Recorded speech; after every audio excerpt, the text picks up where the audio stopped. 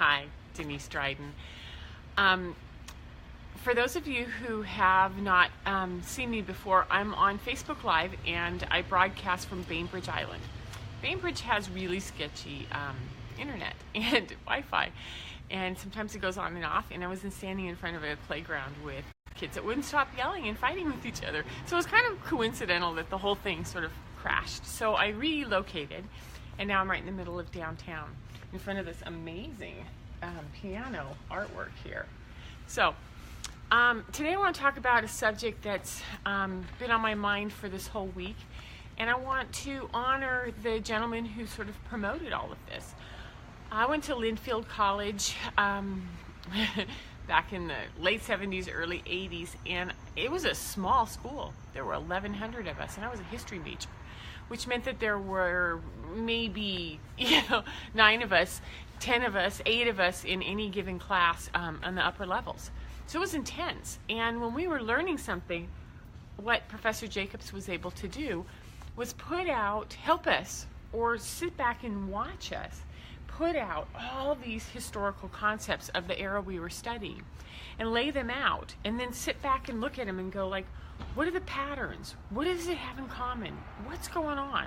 And then come up with a concept, and then to write, to go into what's our position on that concept.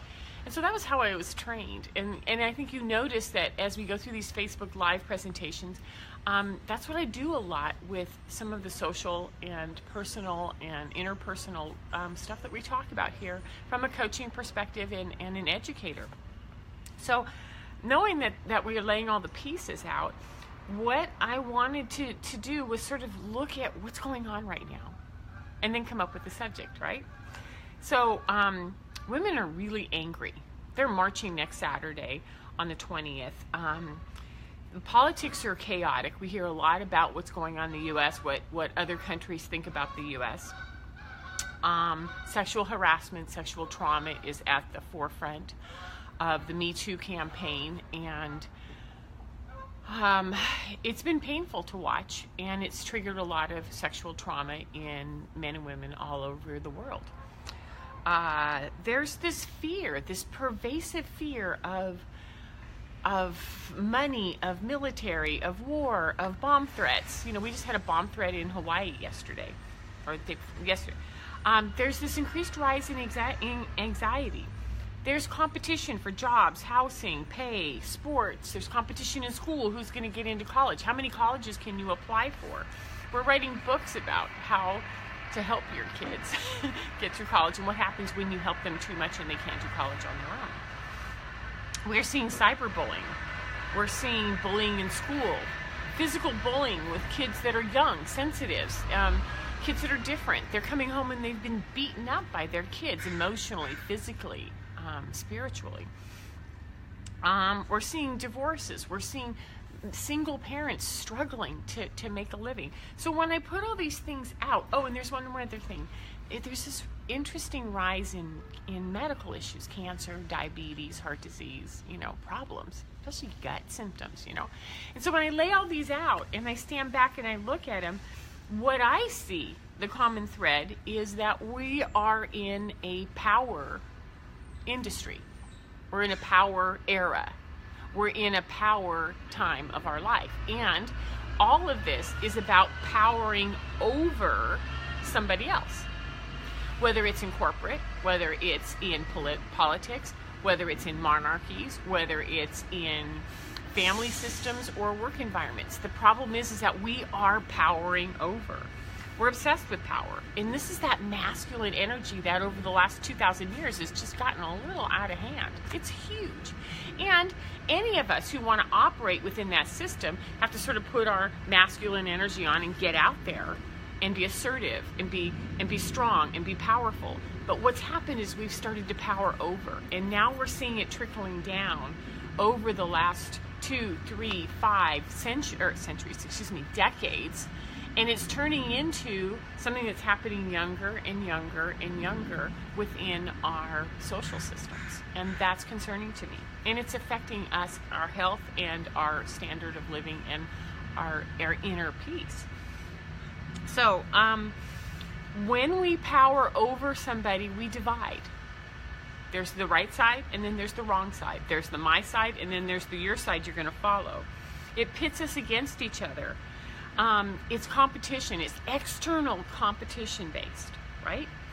It creates a tension point between individuals, between if you're on board or you're off board. Are you going to do it my way, or you're going to lose your job?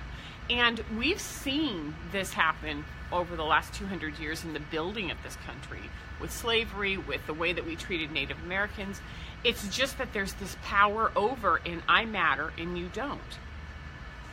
So I want to talk about this now, and I want to begin this new year, and we're going into a new moon on Tuesday, of like, if we have a blank slate, if we have the ability to create anything we want, how do we build an awareness of what's really going on from the larger picture? So the word that came up for me was subjugation. And I put that on the title of this, subjugation. And I want you to close your eyes for a moment. And I want you to listen to each of these words. And, you know, they're dictionary and Wikipedia definitions, but this is the thing I want you to do. I want you to conjure up what comes up for you. What do you feel? What images? What do you remember? What do you know about these words? So subjugation is the action of bringing someone or something under domination or control. Control, domination. It's enslavement. It's building enslavement. It's when we conquer or we master another. It's to make submissive or subservient. It's to gain obedience. Obedience. Parental, corporate, political obedience. To defeat or rule over someone. And to break the will of. So when we're talking about subjugation, we're talking about control, obedience, defeating, breaking the will of somebody else. And we have a culture that's pervasive with all of these issues. So where do you see this in your world? You can keep your eyes closed. You can sit back and you can think about this. Where do you see it in your world? Where do you see it in your country? Where does it show up in your community? Where does it show up in your work? In your family? In your relationship? With your child? Within you? Where do you dominate or control?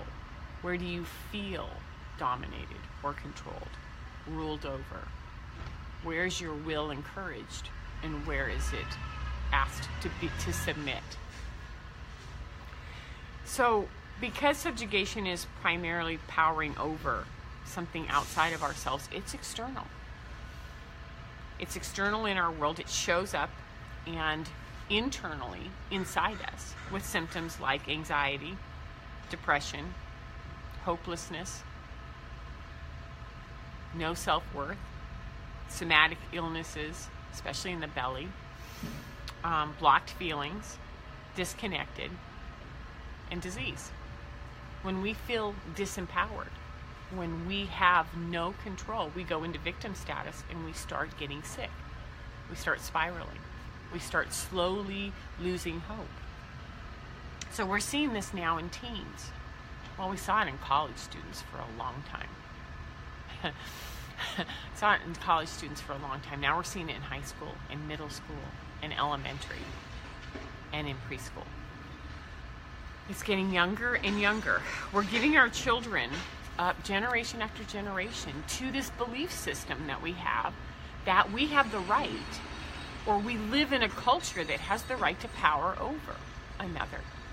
And when we believe that, it shows up in the most egregious ways within even our relationships and our family systems. We build this perpetual victim status, and then we get stuck like there's hopelessness. I don't know how to get out of it.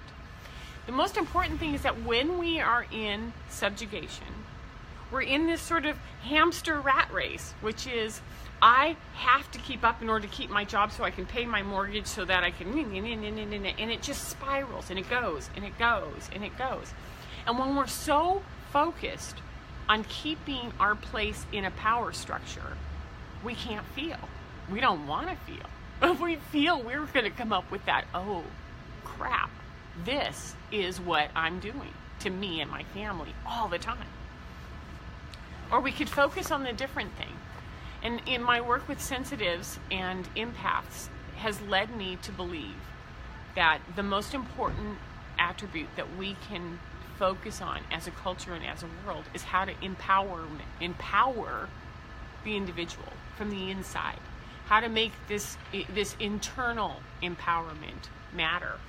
And when we think about empowerment, it's in our third chakra. It's where our will resides. It's in the lower part of our solar plexus. It's how we access oxygen and breathe. It's how we digest. It's how our entire system works. No wonder we have disease. Every part of us is being shut down at the core part of our belly, or our solar plexus, our third chakra, okay? So when we access our feelings, we have to learn how to breathe. We have to learn how to relax our shoulders. We have to learn how to pay attention to where we hold the tension of this constant subjugation coming in, and then how we pass it on. And we believe that our children need to be obedient. We believe that our school systems need to produce a child of a certain standard, which is this 1940s agricultural, we need good workers, we need good followers, and this is what we're going to do in school. So we subjugate constantly our children, our families, ourselves.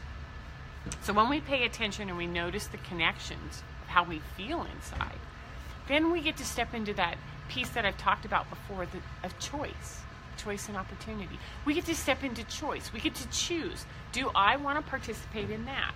Do I want to be powered over? Do I want to be part of a system that does that? Or do I want to be part of the change and create something new? So when we become aware that we have a choice, we get to do some really cool things. Like we get to teach. We get to become that ourselves. We get to guide. We get to encourage. We get to nurture. And all of these attributes in our children, in our community, in ourselves, in our work environment, we get to bring some really, really cool pieces forward.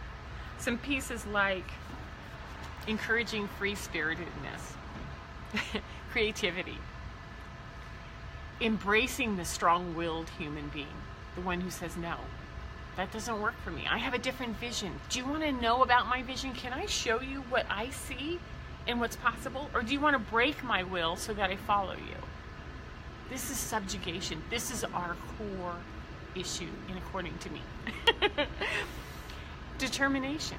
What happens when we take a beautiful, determined young child and they become anxious and distrustful of the world? Do we want to do that to a creative? Do we want to do that to a beautiful, sensitive child? Purpose. We want to focus on purpose. We want to focus on truth, authenticity, respect. And then we want to step into those beautiful feminine qualities. These are all part of the feminine energy, by the way. Responsiveness and receptivity. And then what we do is we quiet this overactive, over chaotic male energy, and we start to pull up the feminine energy, and we meet them in the middle where our belly is, where it connects all of us, and we begin this dance of, hey, I think we should go that way. Okay, and then I've got the tools of how to do that, and I know, and we just move through life in a different way. So this is the kind of stuff I talk about. This is the kind of stuff we can work on in coaching. If you're interested, you can call me or access I said that backwards. You can access me on my website. It has my telephone number. You can call me.